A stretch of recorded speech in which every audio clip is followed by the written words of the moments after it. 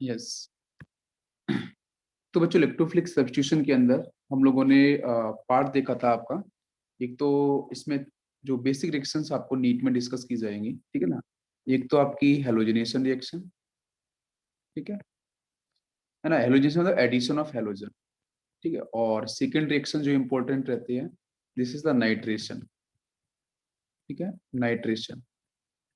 ये सब अब बच्चों बात कर रहे हैं इलेक्ट्रोफिलिक सब्स्टिट्यूशन रिएक्शन के ऊपर, ठीक है, कि एक इलेक्ट्रोफाइल दूसरे इलेक्ट्रोफाइल को सब्स्टिट्यूट करेगा, ठीक है।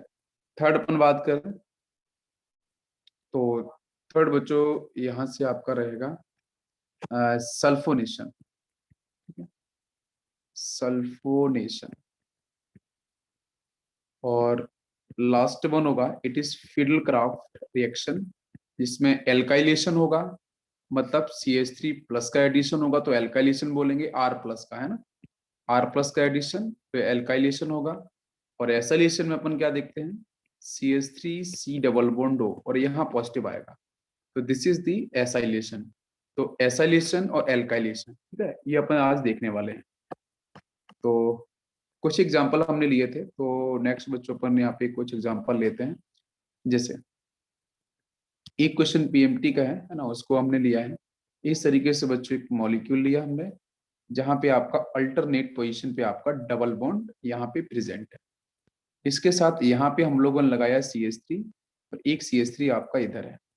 सामने बच्चों हम लोगों ने यूज किया है ब्रोमीन, ठीक है, Br2 and following the iron, ठीक है, इस तरीके से दे रखा है एरो पे। तो आपको बताना है कि यहाँ पे जो रिएक्शन होगी है ना वो क्या होगी। तो आपको मैंने बताया था, देखो ब्रोमीन हेलोजन के साथ आपको आयरन दे रखा है, तो डेफिनेटली बच्चों आयरन क्या करेगा, iron will work as Lewis acid, है ना। तो लिबिस एसिड क्या करेगा, यहाँ से जो आपका होगा bromine single bond bromine, Br single bond Br, तो एक Br को बच्चों एक्सेप्ट करेगा आयरन, तो ये बन जाएगा FeBr माइनस, ठीक है। और यहाँ से आपका रिलीज कर देगा ये Br प्लस, तो Br प्लस आपका बन गया इलेक्ट्रोफाइल। ना क्वेश्चन ये है कि ये Br प्लस बच्चों कहाँ पे अटैक करेगा, है ना, किस पोजीशन पे अटैक करेगा। तो कैसे हम लोग करेंगे सॉल्व। तो Br प्लस जो है वो इलेक्ट्रोफाइल एक्चुअली बन चुका है, डेफिशिएंट हो चुका है ना, it will work as electrophile. तो हमारे पास यहाँ पे दो CH3 है और दोनों CH3 बच्चों क्या करेंगे, हाइपर कंजुगेशन, है ना। अच्छा देखो, अगर इस CH3 की बात करें तो अगर इस CH3 को बच्चों हमने प्रायोरिटी दी है 1, तो आपका ये फर्स्ट हो जाएगा कार्बन, ये सेकंड, ये थर्ड। तो अगर एक CH3 यहाँ पे आपका प्लस H की तरह वर्क कर रहा है तो दूसरा CH3 बच्चों मेटा पोजिशन पे हो जाएगा। वो मेटा पोजिशन पे होगा तो कैसे वर्क करेगा आपको पता है, प्लस I की तरह है। तो अब हमारा आंसर है किससे बच्चों बनना चाहिए। तो देखो ये भी इलेक्ट्रॉन डेंसिटी इंक्रीज करेगा और ये भी इलेक्ट्रॉन डेंसिटी इंक्रीज करेगा, तो हमारा आंसर है कि यहाँ पे क्या क्या बनना चाहिए, प्रोडक्ट, ठीक है। तो दोनों में से कोई एक CH3 को प्लस एच आपको लेना पड़ेगा, हाइपर कंजुगेशन। अगर ऊपर वाला प्लस एच तो नीचे वाला प्लस आई होगा, अगर नीचे वाला बच्चों प्लस एच हो जाएगा तो ऊपर वाला को मेटा पोजीशन पे है तो आपका वो प्लस आई हो जाएगा, बिकॉज मेटा पोजीशन पे हमेशा क्या होता है, इंडक्टिव इफेक्टिबल वर्क।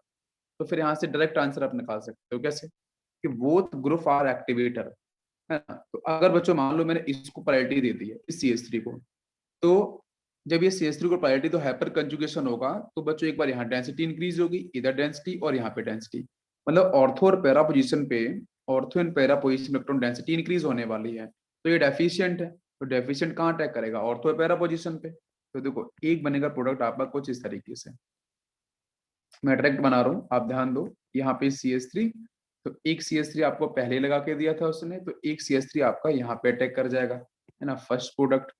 सेकेंड क्या बन सकता है ना। तो सेकेंड आपका प्रोडक्ट यहाँ से बनेगा कुछ इस तरीके से बच्चों, यहाँ पे आपका ये डबल बॉन्ड, ये CH3 और एक आप सॉरी ब्रोमीन है ना, ब्रोमीन अटैक कर रहा है, 1 सेकेंड, है ना, ब्रोमीन कर लेते हैं, यहाँ पे ब्रोमीन। और इधर आपका एक CH3 है, एक CH3 इधर पहले ही से था बच्चों, तो एक जो ब्रोमीन होगा वो यहाँ अटैक करेगा। तो देखो मैंने कैसे ऐसे लिखे आपको समझ में आना चाहिए। ब्रोमीन बच्चों बड़ा साइज का होता है, बिगर साइज का, तो यहाँ पे अटैक करना और यहाँ पे अटैक करना लिटिल बिट डिफिकल्ट, क्यों, क्योंकि CH3 पहले से बल्कि साइज का होगा। तो ये जो पोजीशन है, एक तो ये वाली पोजीशन, एक ये पोजीशन, इस पे इजिली अटैक नहीं कर सकता। आप चाहते हो तो करा दो अटैक, कोई दिक्कत नहीं, तो फिर यहाँ पे अटैक नहीं कराना पड़ेगा, ठीक है। तो एक प्रोडक्ट आपका यहाँ से ये बनेगा, एक प्रोडक्ट आपका ये बनेगा, बट ध्यान रखने वाली बात है कि देखो ये पोजीशन क्या होगी इसका, CH3 के रिस्पेक्ट में ये पैरा पोजीशन होगा, ये ऑर्थो पोजीशन होगा, है ना। तो यहाँ पे अटैक आप नहीं करा सकते हो डायरेक्टली, बिकॉज दो CH3 के बीच में तो बल्कीनेस दोनों साइड में है CH3, जिसकी वजह से Br is also bigger size, तो रिपल्शन होने की वजह से वो यहाँ पे अटैक नहीं करेगा, वो अटैक इस पोजीशन पे और इस पोजीशन पे अटैक करेगा, ऑर्थो और पैरा पोजीशन पे। ये क्लियर हो गया। नेक्स्ट क्वेश्चन लेते हैं हम लोग। नेक्स्ट क्वेश्चन बच्चों ऐसा है, यहाँ पे आपको बेंजीन दिया है, साथ में यहाँ पे ऑक्सीजन इस तरीके से अटैच करके दिया है, ठीक है। इसमें बताना substitution reaction take place. Substitution reaction बच्चों जब होगी तो कौन कौन सी पोजीशंस पे होगी, तो मैं आपको नंबर कर लिख के देता हूँ, ये फर्स्ट, ये 2, ये 3, ये 4th पोजीशन, ठीक है। तो आपको बताना है कौन कौन सी पोजीशन यहाँ पे ऐसी हैं जो सब्स्टिट्यूशन रिएक्शन को डिफाइन करेंगे, इलेक्ट्रोफिलिक सब्स्टिट्यूशन को डिफाइन करेंगे। मान लो बच्चों यहाँ पे इलेक्ट्रोफाइल आ गया इस तरीके से, ठीक है ना, यहाँ पे एक आपका इलेक्ट्रोफाइल आ गया डेफिशिएंट स्पीसीज, तो मुझे बताओ कौन कौन सी पोजीशन पे इलेक्ट्रोफाइल बच्चों अटैक करेगा, बताओ। यस, अब यहाँ पे देखो ये आपका लोन पेयर होगा ऑक्सीजन के पास, तो लोन पेयर सिंगल बॉन्ड इधर और ये डबल बॉन्ड, ठीक है। तो आपको पता है कि ऊपर का जो आपका लोन पेयर है जो ऑक्सीजन का, वो बच्चों क्या करेगा, इधर इस बेंजीन को एक्टिवेट करेगा, है ना, lone pair single and double, तो लोन पेयर अंदर की तरफ मूव करेगा, लोन पेयर अंदर की साइड मूव करेगा, तो जिसकी वजह से बेंजीन रिंग एक्टिवेट होगी, और किस किस पोजीशन में एक्टिवेट होगी, यस ऑर्थो और पैरा पोजीशन पे एक्टिवेट होगी, ऑर्थो और पैरा पे ना। तो देखो इसको आप थोड़ा ऐसे समझ लो तो क्लियर होगा, ये बेंजीन है, यहाँ पे ऐसा ऑक्सीजन लगा है, बस इसको ध्यान दो बस, है ना, तो ये ऑक्सीजन पे क्या है, लोन पेयर्स होंगे, तो लोन पेयर्स बच्चों पर लोन पेयर अंदर की तरफ शिफ्ट करेंगे, तो इसकी ऑर्थो पैरा पोजीशन बताओ कौन कौन सी होगी। तो देखो अगर ये 1 पे लगा है तो ये 2, ये 3, ये 4, 5 एंड 6, मतलब कौन कौन सी ऑर्थो पैरा पोजीशन होंगी। तो देखो एक तो ये 2 पोजीशन ये ऑर्थो होगी, इधर ये 6 पोजीशन ऑर्थो होगी, है ना, और ये जो 4 पोजीशन ये आपकी होगी पैरा पोजीशन। तो ऑर्थो और पैरा पे अटैक करेगा क्या, लेकिन जो नीचे वाला ग्रुप है ना, ये वाला, ये जो कार्बन होंगे, it will work as plus I, यहाँ से आपका प्लस आई होगा, और जो ऊपर का ऑक्सीजन है ये बच्चों प्लस एम करेगा। तो प्लस आई में से कौन डोमिनेट करेगा, तो डेफिनेटली बच्चों plus M, because plus M से इलेक्ट्रॉन्स काफी तेजी से जाएंगे, बिकॉज यहाँ पे रेजोनेंस के थ्रू इलेक्ट्रॉन्स मूव कर रहे हैं। तो कौन सा आपका यहाँ पे बोथ आर एक्टिवेटर, ये भी एक्टिवेटर होगा ये भी एक्टिवेटर होगा, बट दोनों में से अपन किसको प्रायोरिटी देंगे, बोलो, प्लस एम को ना, तो ऑक्सीजन को अपन प्रायोरिटी देंगे, तो ऑक्सीजन से आपको देखना पड़ेगा ऑर्थो पैरा पोजीशन, तो ऑक्सीजन की ऑर्थो पैरा पोजीशन को पकड़ेंगे और आंसर निकालेंगे। बट नीचे बच्चों यहाँ पे इस तरीके से रिंग बना के दे रखा था उसने, तो देखो ये पोजीशन जो है वो तो पहले से कवर हो गई, तो यहाँ पे अटैक करेगा नहीं, सिर्फ इन दो पोजीशन पे अटैक करेगा, मतलब 6 पोजीशन और 4th पोजीशन पे ही इलेक्ट्रोफाइल अटैक कर सकता है। इसका मतलब इसका जो हमारा सही आंसर होगा बताओ कौन कौन सा होगा, यस बोलो कौन सा आंसर आपका सही होगा, कहाँ कहाँ पे, अब इस मॉलिक्यूल पे आ जाओ, तो इसमें देखो नंबर दिया था मैंने 1 2 3 एंड 4, यस। तो एक तो देखो आपका 1 पे अटैक करेगा बिल्कुल सही, और एक आपका यहाँ पे 3 पे अटैक करेगा बिल्कुल परफेक्ट। तो जो भी इलेक्ट्रोफाइल्स आएगा वो यहाँ अटैक कर सकता है और यहाँ अटैक कर सकता है, मतलब हमारा आंसर होगा 1 एंड 3। बिल्कुल क्लियरली समझ में आ रहा है किस तरीके से अटैक हो रहा है, यस। नेक्स्ट हम बात करेंगे, नेक्स्ट बच्चों रिएक्शन लेते हैं हम लोग। यहाँ पे हम लोगों ने लिया है टोलिन, ठीक है, टोलिन के सामने हमने दिया है Cl2, आप डायरेक्टली आंसर निकाल सकते हो इन दी प्रेजेंस ऑफ FeCl3, बताओ। तो बच्चों यहाँ पे आपको क्या दिख रहा है, FeCl3 दिख रहा है, तो अब ये FeCl3 का मतलब it will work as Lewis acid, है ना, ये लिवियस एसिड होगा। तो लिवियस एसिड का काम बच्चों क्या है, सामने से जो क्लोरीन सिंगल बॉन्ड Cl होगा, Cl सिंगल बॉन्ड Cl, तो एक Cl को एब्जॉर्ब कर लेगा ये, तो ये क्या करेगा, ये बन जाएगा FeCl4 माइनस चार्ज, तो यहाँ से बच्चों सिर्फ मिलेगा Cl प्लस, और वो Cl प्लस बन चुका इलेक्ट्रोफाइल। तो अब बच्चों कहाँ पे अटैक करेगा, ध्यान दो, ये CH3 कैसे वर्क करेगा, हाइपर कंजुगेशन प्लस H की तरह, तो उस केस में क्या होगा, इसकी ऑर्थो और पैरा पोजीशन पे डेंसिटी कर जाएगी इंक्रीज, जब ऑर्थो और पैरा पोजीशन पे अपना डेंसिटी इंक्रीज करेगी because of hyper conjugation of CH3, तो ये इलेक्ट्रोफाइल कहाँ अटैक करेगा, एक तो बच्चों यहाँ अटैक कर सकता है, इधर अटैक कर सकता है और यहाँ अटैक कर सकता है। बिल्कुल बात समझ में आ रही है, क्लियर। तो यहाँ पे जो रिएक्शन मैकेनिज्म होगा वो होगा इलेक्ट्रोफिलिक सब्स्टिट्यूशन रिएक्शन, जो अपन ने पहले भी डिस्कस किया ना क्लास में, एक्सप्लेन किया था मैंने। तो इस तरीके से यहाँ से आपके दो जो प्रोडक्ट हैं वो परफेक्टली बनेंगे, एक बार Cl को आप यहाँ लगा दो ऑर्थो पोजीशन पे, और सेकंड जो आपका बनेगा प्रोडक्ट वो कुछ ऐसा बना दो, यहाँ पे CH3 और पैरा पोजीशन पे Cl, these are the two product. Clear हो गया, परफेक्ट सभी को, ओके। अब मैं थोड़ा सा चेंज करता हूँ कि यहाँ पे हम लोगों ने बेंजीन लिए बच्चों और इधर अपने CH3 टोलिन बना दिया इसको। अब इसके सामने हमने रखा है Cl2 in the presence of sunlight. तो अब बताओ रिएक्शन कैसा होगा। तो बच्चों Cl2 के सामने अगर सनलाइट लिखा है तो हम लोगों ने पढ़ा था ना हेल्प, HELP, है ना। हेल्प बच्चों किसके लिए यूज करते हैं अपन, होमोलिसिस किल्बिस के लिए, याद है ना, होमोलिसिस किल्बिस। मतलब सनलाइट जो दे रखा है ना is equal to H photon की एनर्जी, ये Cl सिंगल बॉन्ड Cl को बच्चों डिसोशिएट करेगी। जब डिसोशिएट करेगी तो यहाँ से क्या होगा बताओ आप। तो ये Cl इलेक्ट्रॉन इधर से विड्रॉ कर लेगा, ये इधर से विड्रॉ कर लेगा, तो यहाँ से बनेगा 2Cl डॉट, फ्री रेडिकल का फॉर्मेशन होगा। आपको मेरी बात समझ में आ रही है। This is not the part of, because यहाँ पे लिविस एसिड नहीं है ना। अगर लिविस एसिड होता तो फिर आपका इलेक्ट्रोफिलिक सब्स्टिट्यूशन हो जाता। बट यहाँ पे क्या है, सनलाइट दे रखा है, तो यहाँ पे आपका क्या बनेगा, रेडिकल्स बनेंगे, होमोलिसिस किल्बिस आपको देखने को मिलेगा। और जब आपका यहाँ से होमोलिसिस किल्बिस होगा तो रेडिकल्स बनेंगे। तो रेडिकल बच्चों कहाँ अटैक करेंगे, तो रेडिकल कभी भी अनसैचुरेटेड कार्बन पे अटैक नहीं करने वाले हैं। ये कहाँ अटैक करेंगे बच्चों, जो आपके सैचुरेटेड कार्बन होता है, दिस इज सैचुरेटेड, है ना। हालांकि इसको हमने पढ़ा नहीं है, फिर भी आपको मैं एक्सप्लेन कर रहा हूँ, दिस सैचुरेटेड। तो सैचुरेटेड के पास बच्चों क्या है, 3 हाइड्रोजन है, अल्फा हाइड्रोजन आपको 3 मिलेंगे। तो तीनों अल्फा हाइड्रोजन में से कोई भी एक अल्फा हाइड्रोजन, अगर Cl2 लिमिटेड सप्लाई है, Cl2 की लिमिटेड सप्लाई है, कुछ भी नहीं गिवन तो लिमिटेड सप्लाई ही होती है, तो Cl2 क्या करेगा, इस अल्फा कार्बन से जिसके पास 3 अल्फा हाइड्रोजन है, वहां से आपके हाइड्रोजन को रिमूव करेगा, किसके बेस पे, फ्री रेडिकल के बेस पे। तो वहां से H डॉट, यहाँ से एक Cl डॉट, तो एक Cl वहां पे अटैक कर देगा, जिसको अपन बोलते हैं फ्री रेडिकल सब्स्टिट्यूशन रिएक्शन, जिसको मैं पढ़ाऊंगा एल्केन चैप्टर में आएगा, आपको समझ में आ जाएगा। बस यहाँ पे आप ध्यान दो, है ना। तो जो आपका sp3 हाइब्रिडाइज्ड होगा, जो एल्केन होगा, जो आपका सैचुरेटेड वाला पार्ट होगा, वहां जाके Cl अटैक कर देगा, Cl डॉट। तो यहाँ से आपका आंसर बन जाएगा ऐसा बच्चों, ये CH2, यहाँ पे Cl, तो this is a product. But यहाँ पे Cl2 के साथ AlCl3 आया था, तो क्या बना था, तो क्या बना था बताओ आंसर, ऑर्थो और पैरा पे Cl ने अटैक किया था, है ना। और अगर फ्री रेडिकल वाला केस आएगा तो फिर यहाँ पे अटैक करेगा। अभी क्लियर हुआ सभी को, ओके। नेक्स्ट एग्जांपल देते हैं। फिर से हमने बच्चों यहाँ बेंजीन लिया है और बेंजीन के साथ हम लोगों ने फॉलो किया है chlorine in the presence of iron. तो बताओ आंसर क्या बनेगा। इसके साथ हमें लिखा है Cl2 इन सनलाइट, और ये बच्चों यहाँ पे एक्सिस में है, लार्ज सप्लाई मैंने करी है। अब बताओ क्या क्या आंसर बनेगा। यस, बताओ। तो फर्स्ट केस में क्या होगा, इलेक्ट्रोफिलिक सब्स्टिट्यूशन होगा। यस, फर्स्ट में कुछ दिक्कत नहीं, इसके पास कितने हाइड्रोजन है, 6 हाइड्रोजन, है ना। तो आपको जो मैकेनिज्म मैंने बताया था वही फॉलो करो। क्या होगा, इसमें से एक जो पाइलेक्ट्रॉन्स होगा ऊपर की तरफ शिफ्ट कर जाएगा, यहाँ पे डबल बॉन्ड होगा ना, तो एक पाई बॉन्ड यहाँ शिफ्ट कर गया, यहाँ से माइनस, यहाँ से प्लस। तो यहाँ से पता है कि एक आयरन Cl को एब्जॉर्ब करेगा, तो वो बना लेगा FeCl माइनस, FeCl माइनस।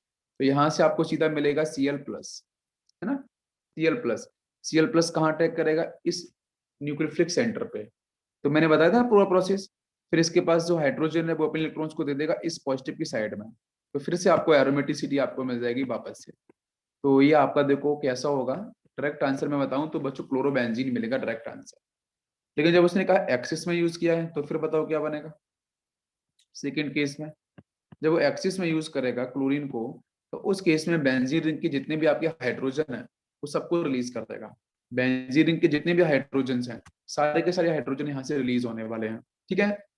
तो फिर यहाँ से आपको जो आंसर मिलेगा ना वो कुछ इस तरीके से आएगा, थोड़ा ध्यान देते हैं। यहाँ से एरोमेटिसिटी, ठीक है, क्लोरीन क्लोरीन क्लोरीन, वैलेंसी 4 तो आपकी सेटिस्फाइड होनी चाहिए, ठीक है। तो ये मिलेगा। तो देखो बेसिक पार्ट आपको क्या समझ में आ रहा है, जब ये एक्सिस में होगा ना Cl2, तो तब Cl2 क्या करेगा, सारे के सारे हाइड्रोजन को बड़ी आसानी से रिलीज कर देगा। रिलीज करने के बाद खुद उस पोजीशन पे ऑक्युपाइड हो जाएगा, जिसको अपन बोलते हैं BHX, है ना। इसको अपन बेंजीन हेक्साक्लोराइड, बेंजीन हेक्साक्लोराइड इसको बोलते हैं अपन, है ना। और ये बच्चों गैमेक्सिन होता है, गैमेक्सिन इज ए पॉइजनस, ठीक है, गैमेक्सिन इज ए पॉइजनस, ठीक है। यस, एनिमल्स की स्किन पे यूज करते हैं इसको गैमेक्सिन को, है ना, व्हाइट कलर का पाउडर होता है। तो आपका ये थोड़ा डेंजरस है, बस ध्यान रखना है किस तरीके से बनाया गया, इंपॉर्टेंट है NCERT का। नेक्स्ट लेते हैं हम लोग। यस, अनसैचुरेटेड था, लेकिन फिर भी उसने किया ना सब्स्टिट्यूशन, बिकॉज वो क्लोरीन एक्सिस में था। तो क्लोरीन एक्सिस में होगा तो सारे के सारे एच को रिमूव कर देगा, अगर एक्सिस में नहीं होगा तो फिर रिएक्शन कुछ भी नहीं होगी यहाँ पे। देखो नेक्स्ट हमने लिया यहाँ पे CH डबल बॉन्ड CH2, इस पे एरो पे अपन लिख दे यहाँ से bromine and following the CCl4, ठीक है। और सेकेंड हमने लिखा है इस रिएक्शन में Br2 के साथ आयरन। नाउ डिसाइड कौन सा मैकेनिज्म होगा।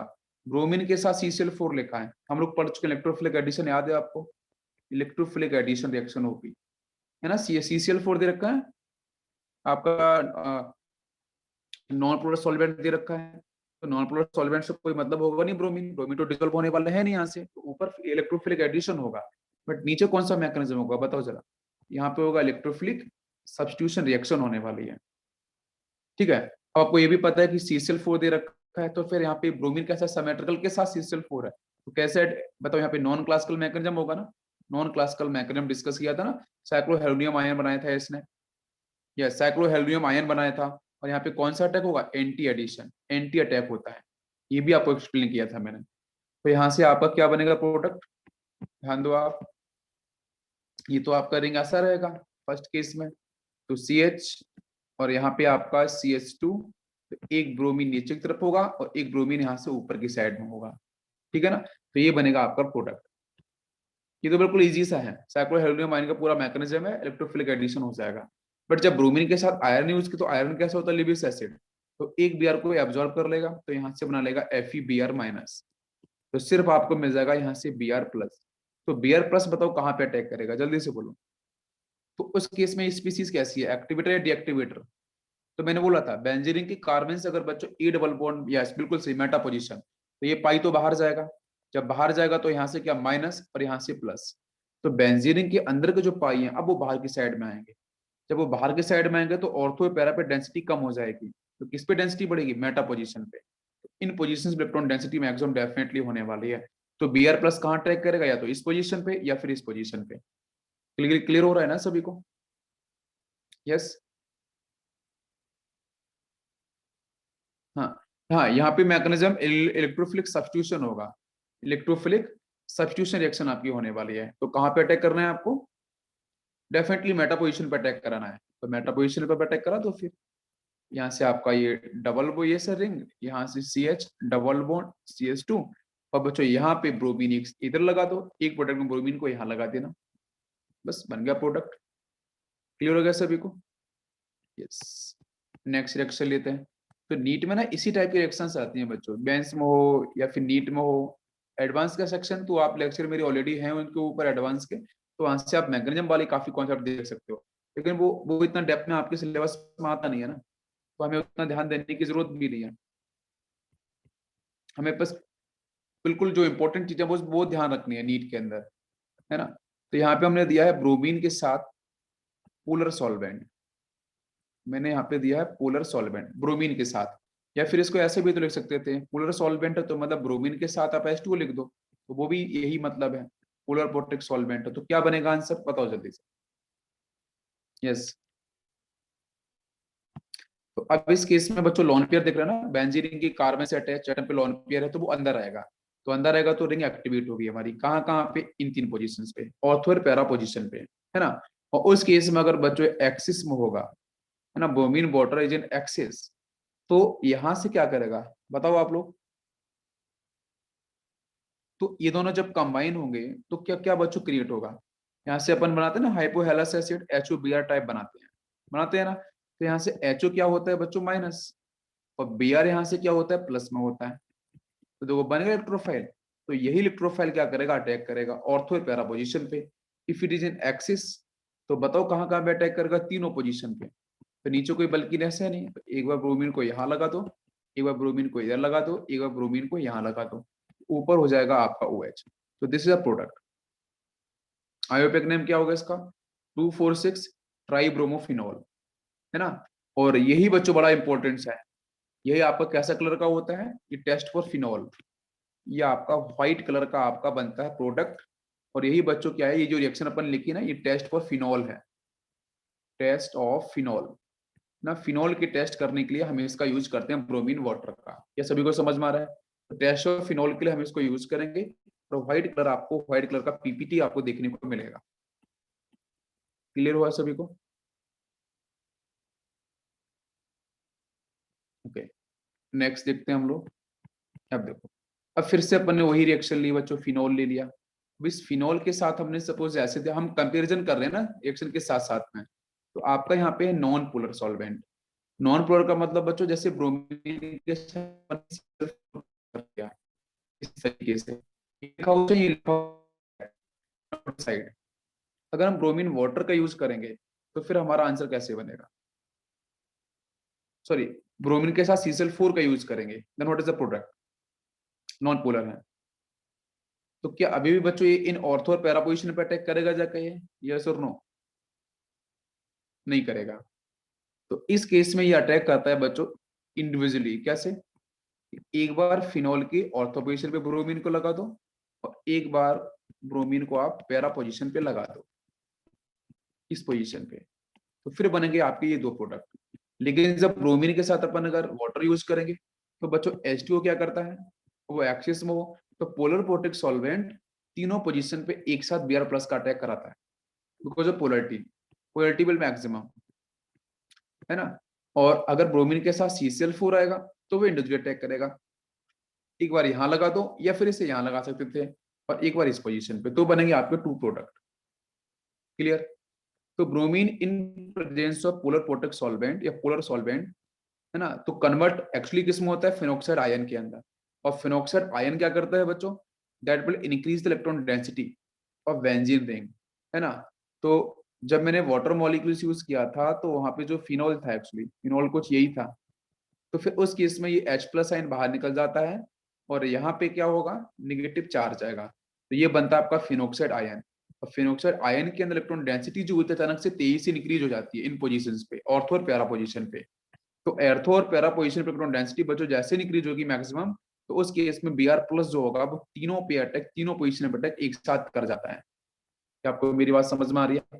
तीनों पोजीशन में जब एक साथ अटैक करेगा, तो अभी आपका वाटर के साथ बन रहा था वो प्रोडक्ट जहाँ पे तीनों के साथ अटैक कर रहे थे। लेकिन जब नॉन पोलर होगा तो वो इंडिविजुअली अटैक करेगा।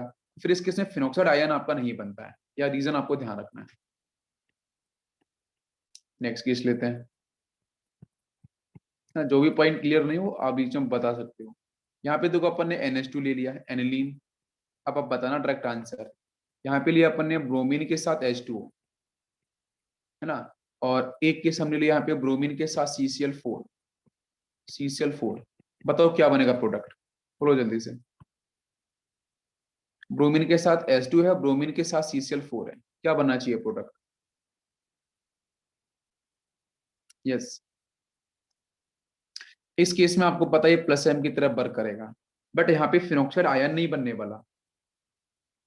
फर्स्ट पोजीशन में 2 और 4 पे अटैक करेगा। हाँ, फर्स्ट पोजीशन में एक साथ अटैक कर जाएगा, कुछ दिक्कत नहीं है। ठीक है, यहाँ पे आपका NH2 होगा, और आपको पता है NH2 बड़ी आसानी इलेक्ट्रॉन दे देता है as compare to phenol. Phenol का जो ऑक्सीजन था उसे कंपेरिजन में, तो यहाँ पे भी एक Br लग जाएगा। एक Br आप यहाँ लगा सकते हो, एक Br यहाँ लगा सकते हो। बट अगर पोलर एपोटिक सॉल्वेंट ऐसा आया, नॉन पोलर सॉल्वेंट आया, तो फिर क्या बनेगा आंसर? तो नॉन पोलर सॉल्वेंट के केस में ये जो Br2 है, ये भी तीनों पोजीशन पे एक साथ अटैक करता है। क्यों? क्योंकि फिनॉल वाले केस में क्या होता है, आप समझो ध्यान से। फिनॉल वाले केस में अगर वाटर के साथ CCl4 आएगा, इसका साथ CCl4 आएगा, Br2 के साथ CCl4, तो कोई दिक्कत नहीं, तो आपका बनेगा फाइनल प्रोडक्ट वही। ठीक है, फिनॉल के केस में। लेकिन अगर यहाँ पे आपका जो मैंने रिएक्टेंट को चेंज किया है, अगर आपका यहाँ पे Br2 के साथ CCl4 आएगा, है ना, तो उस केस में क्या करेगा? तो उस केस में अब फिनॉल के साथ आपका दो बनते हैं अलग अलग प्रोडक्ट, एक ऑर्थो पोजीशन, एक पैरा पोजीशन पे। बट ब्रोमीन के साथ CCl4 लेके एनिलीन वाला केस आ जाए, तो उस केस में भी आपका यही बनेगा प्रोडक्ट। तो दोनों प्रोडक्ट आपके सेम बनते हैं। एनिलीन के केस में दोनों एक जैसे ही बनते हैं, बट फिनॉल वाले केस में आपका आंसर अलग तरीके से बनेगा। तो ये पार्ट यहाँ पे खत्म हो गया है आपका। नेक्स्ट हम बात कर लेते हैं नाइट्रेशन। तो नाइट्रेशन का मैंने क्लास में बच्चों बताया था, नाइट्रिक केस में अपन क्या यूज करते हैं? HNO3 का यूज करते हैं, ठीक है ना। HNO3 एंड H2SO4 कॉन्सेंट्रेटेड, मैं लिख देता हूँ। नाइट्रेशन के केस में हम लोग किस रिएजेंट का यूज करते हैं? HNO3 का यूज करते हैं, या बच्चों इसके साथ आपका रहेगा H2SO4। ठीक है, नाइट्रेटिंग एजेंट आपका ये होगा। दूसरा आपका क्या हो सकता है, HNO3 को अपन यूज कर सकते हैं in the presence of hydrogen fluoride. ठीक है, ये भी आपका लिखा हो सकता है। नेक्स्ट बच्चों, HNO3 के साथ आपका HNO3 के साथ आप HClO4 का यूज कर सकते हो। ठीक है, तो बेसिक बात क्या है, बेसिक बात तो ये है कि हमारे पास HNO3 होना चाहिए साथ में। HNO3 इज इम्पोर्टेंट, HNO3 होना चाहिए, साथ में आपके एसिड होने चाहिए। या फिर बच्चों एक ये भी केस हो सकता है कि जब इन दोनों की आपस में रिएक्शंस होती है तो यहाँ से मिलता है NO2 प्लस, जो आज मैंने लेक्चर में बताया था। यहाँ से भी क्या बनता है, NO2 प्लस ही बनेगा, और यहाँ से भी क्या बनेगा, आपका NO2 प्लस बनेगा, इलेक्ट्रोफाइल।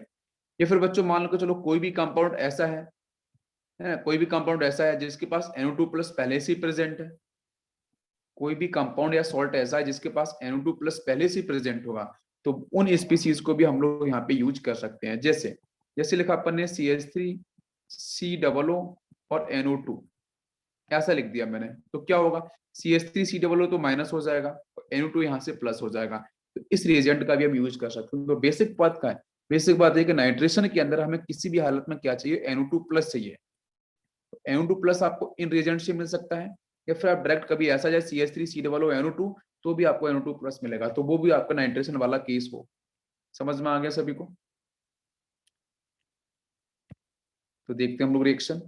तो इसमें क्या लिया हम लोगों ने, इस तरीके से बेंजीन ले लिया, और बेंजीन के सामने बच्चों ने यूज किया नाइट्रेटिंग एजेंट, जो अभी अपन ने लिखे थे। तो यहाँ से आपको फाइनली क्या मिलने वाला है, यहाँ से मिलने वाला है NO2 plus, electrophilic substitution reaction हो जाएगी, इलेक्ट्रोफिलिक सब्स्टिट्यूशन रिएक्शन। तो कहाँ पे अटैक कर देगा, तो डायरेक्ट बच्चों बताएं तो आपका सिर्फ बनेगा नाइट्रोबेंजीन, हो गया प्रोडक्ट। बट एक रिएक्शन इसमें और आती है कि अगर इस बेंजीन के साथ हमने एरो पे लिख दिया बच्चों फ्यूमिंग, है ना, फ्यूमिंग HNO3। फ्यूमिंग HNO3 का मतलब क्या है कि बच्चों लार्ज अमाउंट में यहाँ पे NO2 प्लस प्रोड्यूस होने वाला है। लार्ज अमाउंट में NO2 प्लस आपका प्रोड्यूस होगा वेपर्स की फेज में, और वो कहाँ कहाँ अटैक करेगा, तो वो इस तरीके से तीनों पोजीशन पे, है ना, यहाँ पे जाके अटैक करेगा। तो एक NO2 आपका इधर बनेगा, एक NO2 यहाँ डेवलप होगा, एक NO2 यहाँ पे, जिसको अपन बोलते हैं बच्चों TNB, है ना, ट्राई नाइट्रोबेंजीन। और try nitrobenzene actually explosive in nature. ठीक है, ये एक्सप्लोजिव होता है, बॉम्ब वगैरह में इसका यूज कर सकते हैं। ठीक है, तो आपका ये बने, अगर फ्यूमिंग HNO3 होगा तो आपका ये फाइनल प्रोडक्ट आपका बनेगा, क्योंकि यहाँ पे फ्यूम्स होता है तो NO2 काफी लार्ज अमाउंट में प्रोड्यूस होगा, तो वो तीनों पोजीशन पे अल्टरनेटली जाके अटैक कर देगा। सभी क्लियर हो गया? ऐसा क्यों हुआ, बिकॉज जब NO2 अटैक करेगा तो NO2 कैसा होगा, बेंजीन के ऊपर जब NO2 एक NO2 लगा होगा तो N डबल बॉन्ड O ऐसा होगा ना, तो NO2 क्या करेगा, अपनी तरफ इलेक्ट्रॉन डेंसिटी विड्रॉ करेगा। बेंजीन की डेंसिटी बच्चों जब बाहर जाएगी तो कौन कौन पोजीशन पे, तो बोलो ऑर्थो और पैरा पे डेंसिटी कम हो जाएगी, सिर्फ मेटा पोजीशन पे डेंसिटी आएगी, जिसकी वजह से नेक्स्ट आने वाले जो NO2 होंगे फ्यूमिंग HNO3 से, तो वो कहाँ अटैक करेंगे, ऑब्वियसली बच्चों मेटा पोजीशन पे ही अटैक करेंगे। एक बार यहाँ अटैक करेगा, एक बार यहाँ अटैक करेगा, तभी तो आपको ये मिला product TNB, tri nitro benzene. अब क्लियर हुआ सभी को? यस। नेक्स्ट बच्चों हम लोग बात करते हैं अब सल्फोनेशन। नाइट्रेशन क्लियर हुआ सभी को, कोई डाउट यहाँ पे? नहीं, तो एक रिएक्शन और ले लेते हैं चलो इसको समझने के लिए। जैसे हम लोगों ने यहाँ पे CH3 लगा दिया, है ना, इसकी प्रेजेंस में हमने यहाँ पे डाल दिया HNO3 and following the H2SO4। H2SO4, बताओ क्या बनेगा प्रोडक्ट? यस, इन दोनों से रिएक्शन से बच्चों क्या मिलेगा, NO2 प्लस इलेक्ट्रोफाइल, है ना। तो अब CH3 क्या करेगा, हाइपर कंजुगेशन प्लस H, तो डेंसिटी इंक्रीज करेगा ऑर्थो और पैरा पोजीशन पे यहाँ पे। तो NO2 कहाँ कहाँ अटैक करेगा, ऑर्थो और पैरा पोजीशन पे, तो आप यहाँ पे अटैक कर सकते हो, इधर अटैक करा सकते हो, यहाँ पे अटैक करा सकते हो। If it is limited supply, अगर लिमिटेड सप्लाई बच्चों होगा तो क्या बनेगा आंसर, तो एक एक करके यहाँ से बनेगा प्रोडक्ट। कैसा कि देखो इधर CH3 आप यहाँ लगा दो, एक बार नाइट्रो को आप यहाँ लगा सकते हो या फिर यहाँ लगा दो, वो तो एक ही होगा मॉलिक्यूल, है ना, सिमेट्रिकल मॉलिक्यूल होगा। और एक बार आप CH3 के साथ इसकी जो पैरा पोजीशन है बच्चों ये वाली पोजीशन, तो यहाँ पे आप NO2 लगा दो, तो ये बनेंगे आपके दो प्रोडक्ट। क्लियर हुए सभी को?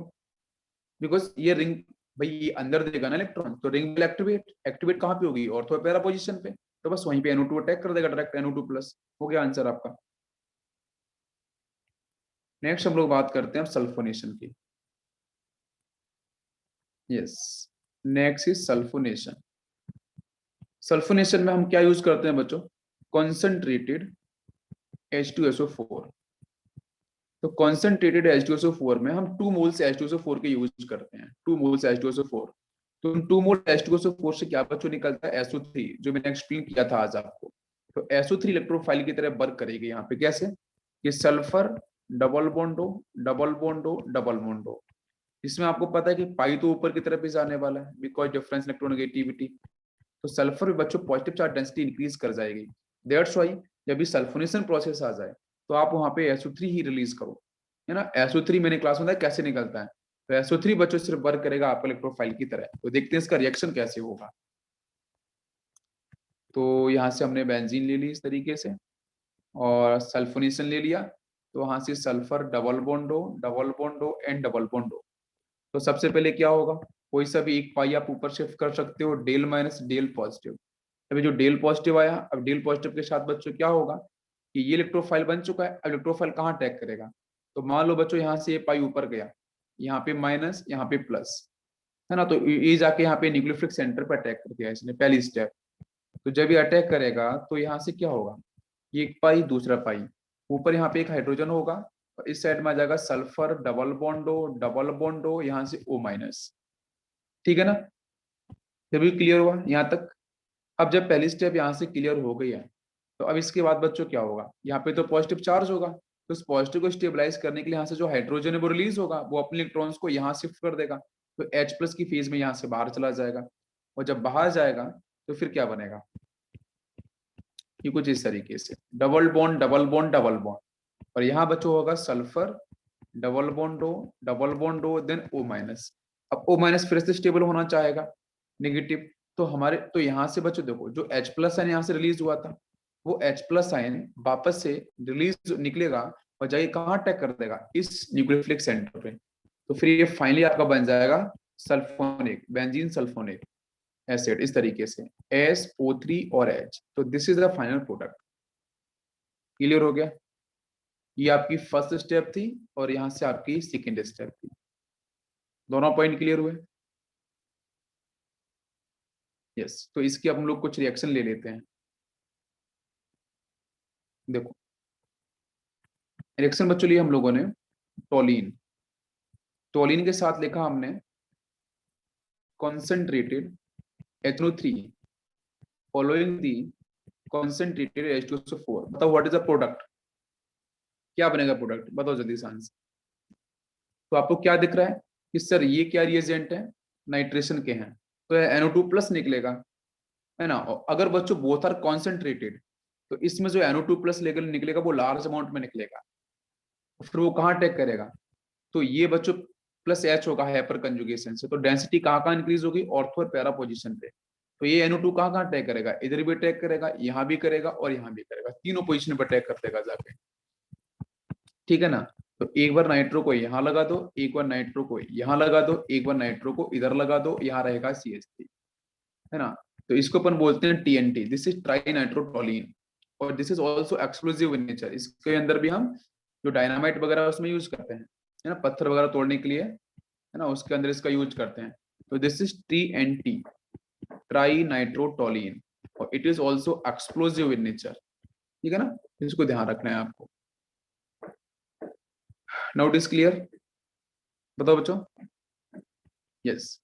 नेक्स्ट अपन बात करते हैं, अगर बच्चों हमने फिनॉल ले लिया इस तरीके से OH, और फिनॉल के साथ हमने यूज किया कॉन्सेंट्रेटेड HNO3 के साथ कॉन्सेंट्रेटेड H2SO4। अब क्या बनेगा प्रोडक्ट? तो फिर से आपका वही NO2 प्लस रिलीज होगा, नाइट्रेटिंग एजेंट है, आपको पहले से पता है कि सर यहाँ से क्या निकलने वाला है? NO2 plus. और इसका जो लॉन पेयर होगा वो बेंजीन के अंदर जाएगा, it will work as plus है। तो डेंसिटी बच्चों बढ़ जानी कहाँ पे है? ऑर्थो और पैरा पोजीशन पे। तो बस, तो NO2 को ना तीनों पोजीशन पे लगा दो, इस पोजीशन पे भी, इस पोजीशन पे भी, इस पोजीशन पे भी। तीनों पोजीशन पे जाके NO2 आपका फटाफट से अटैक करेगा। तो अटैक करने के बाद बच्चों पता है बहुत ही जबरदस्त स्ट्रॉन्ग एसिड बनाने वाला है, जिसका नाम होता है पिक्रिक एसिड। हम लोगों ने पढ़ा था ना, पिक्रिक एसिड की एसिडिक स्ट्रेंथ काफी ज्यादा होती है ना। तो तीनों पोजीशन पे जाके नाइट्रो लग जाएगा। ना, ये विड्रॉइंग, ये विड्रॉइंग, ये भी विड्रॉइंग, और यहाँ से H अगर बाहर आ जाएगा H प्लस में तो M माइनस, वो माइनस पूरी तरीके से स्टेबल होगा, तभी इसको अपन बोला था स्ट्रॉन्ग एसिड है। इसके पास आपका कार्बोक्सिलिक ग्रुप नहीं है बट आपका स्ट्रॉन्ग एसिड है, this is called picric acid. समझ में आ रहा है सभी को? Now it is clear. Picric acid, yes, strong acid. Next example लेते हैं। फिनॉल के साथ, फिनॉल के साथ बच्चों हमने सिर्फ यूज किया है डाइल्यूट HNO3। अब क्या बनेगा प्रोडक्ट? तो डाइल्यूट अगर हमने यूज किया है तो कहीं ना कहीं बच्चों वाटर मॉलिक्यूल्स आ गया होगा, है ना? तो नो डाउट यहाँ से आप निकाल सकते हो NO2 प्लस, है ना, बिकॉज इससे क्या मिलेगा, H प्लस है वाटर से, बाकी आपका HNO3 ही होगा, तो वहां से वाटर मॉलिक्यूल्स बच्चों रिलीज हो जाएगा ना। अरे ऐसा बनता है ना, नाइट्रोजन डबल बॉन्ड हो, then OH, then coordination bond हो, तो वाटर मॉलिक्यूल से आया बच्चों H प्लस आयन, यहाँ से H प्लस आयन आएगा, वो कहाँ अटैक करेगा, ऑक्सीनिकल वन पेयर पे, तो ये पूरा वाटर मॉलिक्यूल्स बाहर निकल जाएगा, तो यहाँ पे प्लस आ जाएगा, तो फिर से मिलेगा ना NO2 प्लस। तो अब इस NO2 प्लस की स्ट्रेंथ काफी कम होगी, कॉन्सेंट्रेशन कम होगा, जो पहले वाले केस में दिखता, जहाँ पिक्रिक एसिड बना था। बिल्कुल सही। तो अभी ऑर्थो और पैरा पोजीशन पे अटैक करने वाला, बिकॉज इलेक्ट्रॉन्स को अंदर देगा प्लस एम से, तो आपकी ऑर्थो और पैरा पे एक एक करके अटैक करेगा, एक साथ अटैक नहीं करेगा आप यहाँ से। ये बात क्लियर हो रही है सभी को? बताओ बच्चों। तो फिर यहाँ से आपका जो बनेगा प्रोडक्ट, वो OH इधर, है ना, और NO2 आप यहाँ लगा दो एक बार, और नेक्स्ट केस में NO2 आप यहाँ लगा दो पैरा पोजीशन। हो गया ना प्रोडक्ट? दोनों बातें समझ में आ गई? यस।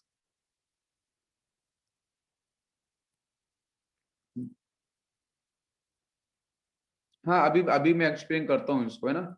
इसका जो स्पेशल क्वेश्चंस आता है ना, उसको मैं एक्सप्लेन करने वाला हूँ, कौन सा मेजर कौन सा माइनर।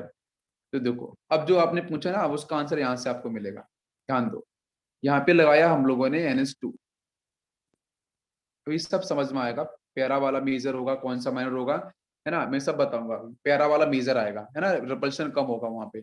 अब यहाँ पे देखो आप, मैंने यहाँ पे यूज किया है HNO3 और साथ में लिख दिया मैंने H2SO4, तो यहाँ से क्या मिलेगा, NO2 प्लस मिलेगा।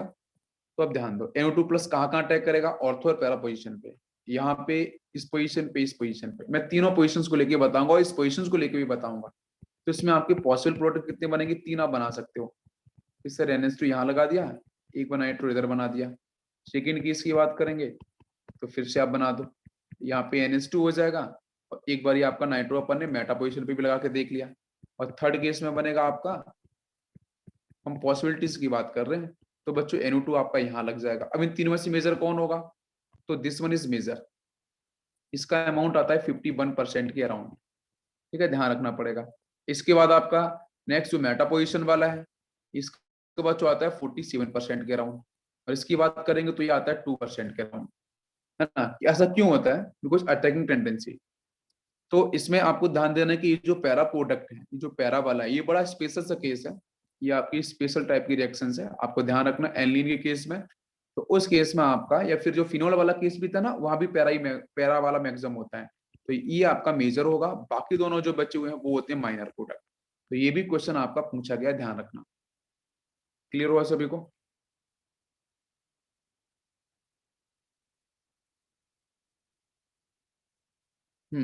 यहाँ पे इलेक्ट्रोफिलिक, देखो यहाँ पे हम कर रहे हैं इलेक्ट्रोफिलिक सब्स्टिट्यूशन रिएक्शन।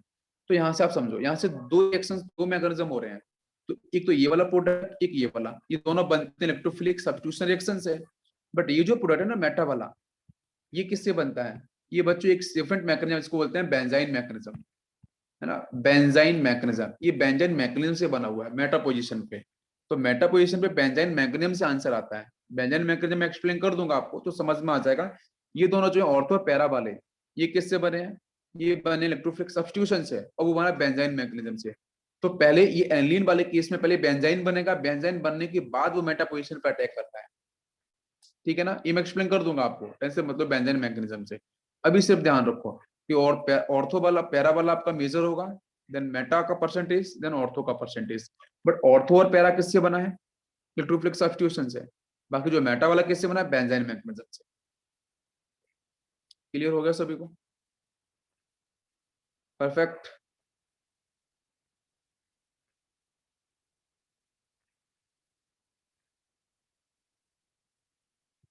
यस। दूसरा, मैं उसी का एक एक्सप्लेनेशन और देता हूं आपको, तो और क्लियरली आपको समझ में आएगा। थोड़ा और मैं डिफरेंट देता हूँ। जैसे NH2 दे रखा था ना सामने, तो NH2 तो बच्चों लॉन पेयर्स है उसके पास, ठीक है, वो अंदर जाएगा, ऑर्थो पैरा पे डेंसिटी इंक्रीज होगी, बहुत अच्छी बात है। बट इसका सामने एक केस ये भी तो है ना कि जो HNO3 था, तो HNO3 का आपका जो H+ आयन होगा, इस HNO3 का जो H+ आयन होगा वो यहाँ से रिलीज होगा, तो कहाँ अटैक करेगा, इसके लोन पेयर के साथ। पॉसिबिलिटी की ये भी हो सकती है ना, उसी का मैं एक्सप्लेनेशन दे रहा हूँ अलग तरीके से। जब यहाँ पे अटैक करेगा तो ये स्पीसीज क्या बनेगी एक्चुअली, ये कुछ ऐसी बन जाएगी, NH3+ बन जाएगी। आप मेरी बात समझ रहे हो, NH3+। जब NH3+ बन चुकी है तो उस केस में कैसे वर्क करेगी, -I की तरह। अब बताओ आपको क्या मेरी बात समझ में आ रही है। भाई पॉजिटिव चार्ज आ गया, ऑक्टेट कंप्लीट है, अच्छी बात है, बट ऑक्टेट कंप्लीट है वो किसी अदर एटम से ऑक्टेट कंप्लीट हुआ है, तो पॉजिटिव चार्ज होने की वजह से ये लिटिल बिट अमाउंट बच्चों क्या करेगा अंदर, बताओ, लिटिल बिट क्या करेगा, ये अंदर से इलेक्ट्रॉन डेंसिटी को बाहर की तरफ विड्रॉ करेगा। तो विड्रॉ कैसे करेगा, अपनी इलेक्ट्रोनेगेटिविटी की वजह से, तो वर्क इज -I। तो जो NH2 से NH3 कैसे बना, क्या आपको ये बात समझ में आई। वही नाइट्रेशन वाला केस बता रहा हूं मैं। H+ आयन यहाँ अटैक करेगा तो ये बन जाएगा, तो NH3+ वर्क इज -I। तो -I की तरह वर्क करेगा, तो बताओ क्या आंसर होगा। तो क्या ऑर्थो पे अटैक करेगा, क्या कोई पैरा पे अटैक करेगा, NO2+ नहीं करेगा ना, तो सिर्फ यहाँ अटैक करेगा। Now it is clear. तो सिर्फ मेटा पोजीशन पे ही अटैक करेगा, इसलिए हमने जो मैकेनिज्म बताया ना बेंजाइन, वो मैं एक्सप्लेन करूंगा बाद में, बट आपको मैंने एक इजी ट्रिक ये बता दी कि आपको ध्यान कैसे रखना है। इसलिए हमारा आंसर देखो मेटा वाला भी बना था, और ऑर्थो वाला भी बच्चों बना था, और पैरा प्रोडक्ट भी बना था। बट पैरा इज मैक्सिमम, उसके बाद कौन आएगा, मेटा, और सबसे लास्ट में ऑर्थो आएगा। क्या रीजन आपको समझ में आ रहा है। तो जो पैरा पोजीशन पे जब NO2+ लगा था, तो इसलिए ज्यादा बना था क्योंकि इंडक्टिव इफेक्ट 3 एटम के बाद काम नहीं करता है ना। आपका आप ध्यान दो, तो ऑर्थो पोजीशन जो है, ऑर्थो पोजीशन और पैरा पोजीशन, मेटा पोजीशन, तो ऑर्थो पोजीशन और पैरा में से कौन मेजर हुआ था, पैरा। रिपल्शन भी मिनिमम होगा, ठीक है। और मैक्सिमम भी क्यों होगा, बिकॉज 3 एटम्स के बाद आपका इंडक्टिव इफेक्ट वर्क भी नहीं करता है। ये भी बात समझ में आई है ना। तो 1, 2 और 3 परफेक्टली समझ में आ रहा है। तो सिर्फ इंडक्टिव यहाँ पे करेगा, यहाँ पे करेगा, यहाँ पे करेगा, क्या इस पोजीशन पे इंडक्टिव वर्क करेगा, नहीं ना।